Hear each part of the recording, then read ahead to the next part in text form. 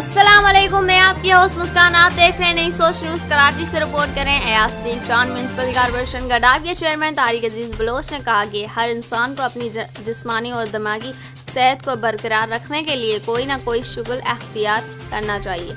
खेल हमारी ज़िंदगी में अहम मकाम रखते हैं, जिसकी तारीफ जितनी भी की जाए इतनी कम है। अगर हमारी ज़िंदगी में खेल ना हो तो हमारा जिस्म बीमारियों का मरकज़ बन जाएगा।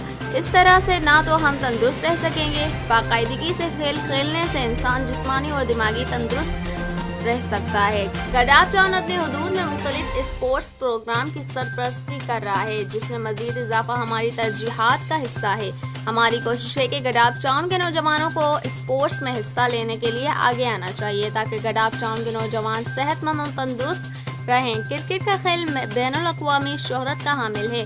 क्रिकेट ने अपने आप को सक़ाफ़ती ताबे बनाने में गहराई से जकड़ लिया है।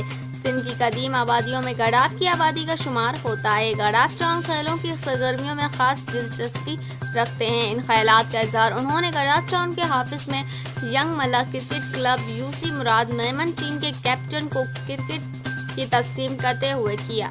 इस मौके पर municipal commissioner Ahmed Yar, account officer Iftikhar Ahmed Dayo, director HRM Haji Mohammad Sharif Sheikh, parliamentary leader और council member Mir Abbas Talpur, director purchase Sohail Khan Yar, deputy director sports and culture Asghar Baloch, PS chairman Laljan Nabi और दीगर भी मौजूद थे। इस वीडियो को लाइक करें, हमारे चैनल को सब्सक्राइब करें और बेल आइकन जरूर प्रेस करें हमारी न्यू वीडियो सबसे पहले देखने के लिए।